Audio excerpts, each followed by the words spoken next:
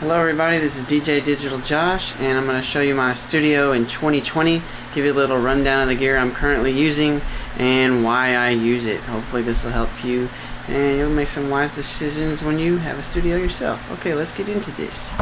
2020, I've been at this since 1996, I'd say. Long time. Okay, this is my Yamaha RM1X. This is the first sequencer I've owned. It may be this one, maybe the MC303, but this is the one I still currently use. I have a passion for this sequencer. It's not a sampler, it's just a sequencer. You program MIDI, like MIDI synth lines in it, and I push play, create a pattern, push play, run it out to this MIDI Solutions Quadro through.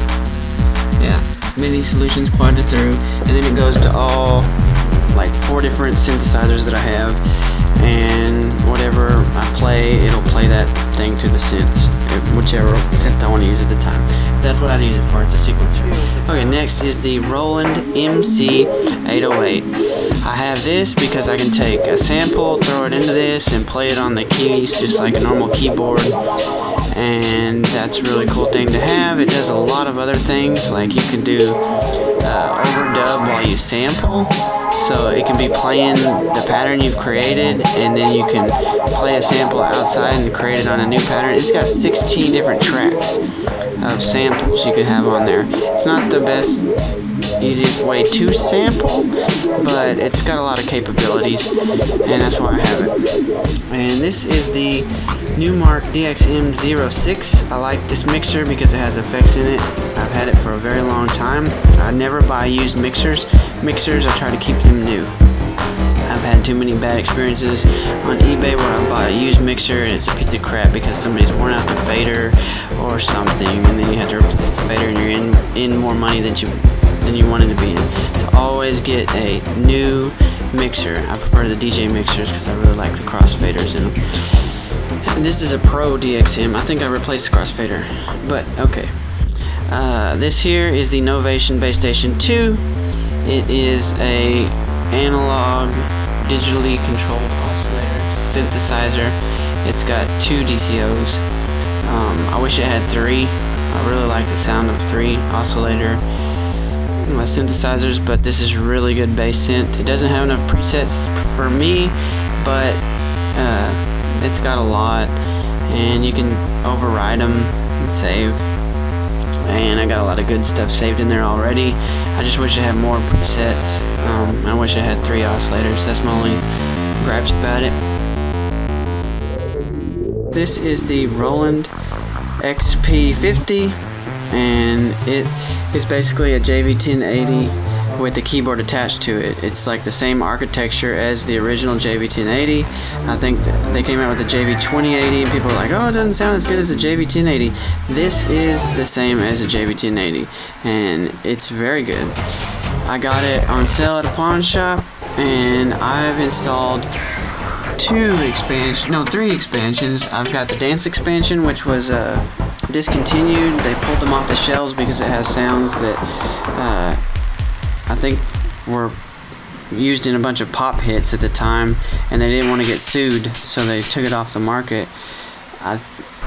But it's got a lot of really cool sounds, like a lot of techno sounds, a lot of hip hop sounds that you've heard, and it actually has them on here on that expansion.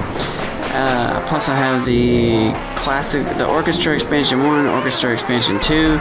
They both kind of sound the same. I was kind of disappointed, but they are good. I like orchestral sounds, so I bought those. And then it's got the JV-1080 sound set. It's already really good. This is the Roland TB3. I've always liked the 303 sound.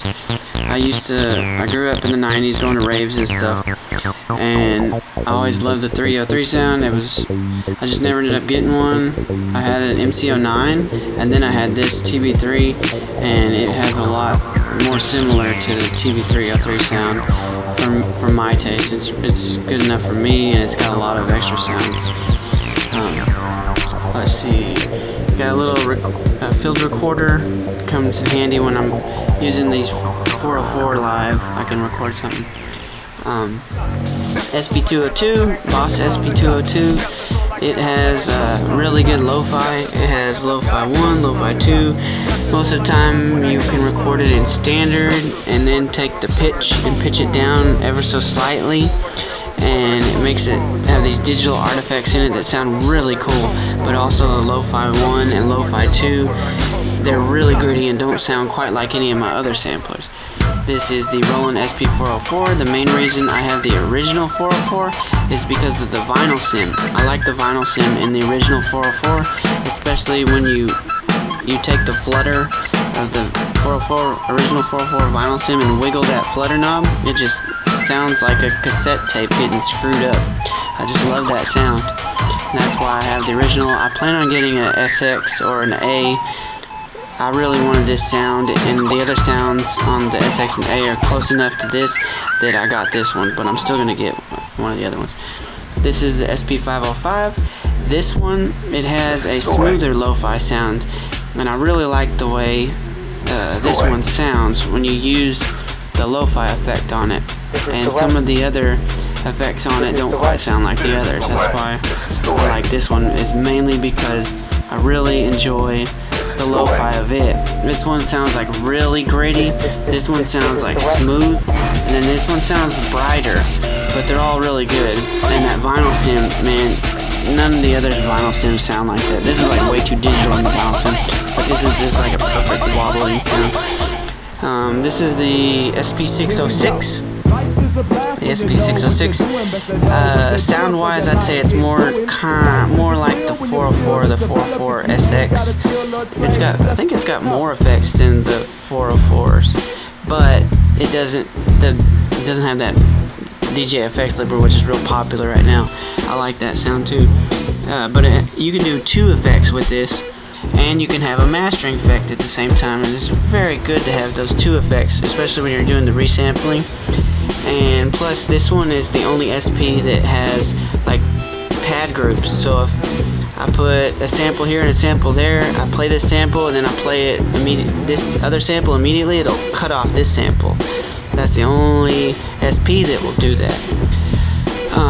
But the ability to have 2 effects and that master effect at the same time is really cool too.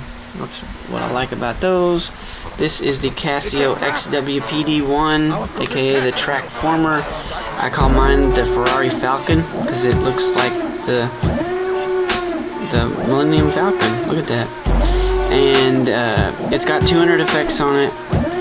I like it for the effects. It also has a sampler.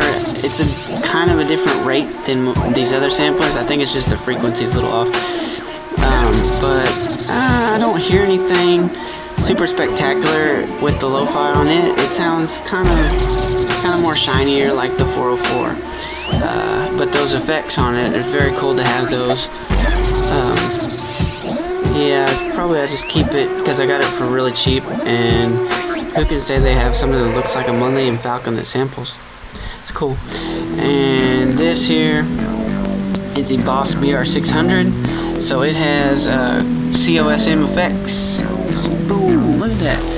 And it's got a lot of guitar effects. The other samplers I have, they don't have the guitar effects that this thing has. I got it really cheap on sale at a pawn shop, and I've kept it so far. I haven't found anything I really want to trade it for.